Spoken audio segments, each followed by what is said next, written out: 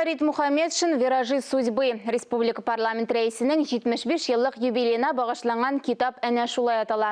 Татарстан милли китапханасында басманы тәқдир етіп болды.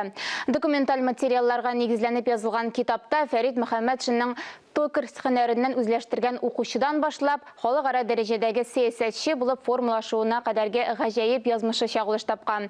Асылда китап юбилярдан тыш республиканың төзелеш һәм үсеш тарихы турында да эчтәлекле мәкаләләргә бай, ачык фотосурәтләр белән бизәлгән.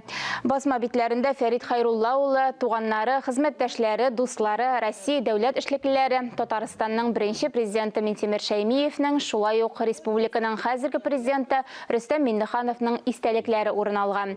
Президент Фәрид Мухаммедшинга дуслык орденын тапшырды. Парламент рәисе Башкортстан җитәкчесе Ради Хабировтан Салават Юлаев орденын алды. Бүләкне Фәрид Мухаммедшинга хезмәттәше Константин Толкачев тапшырды.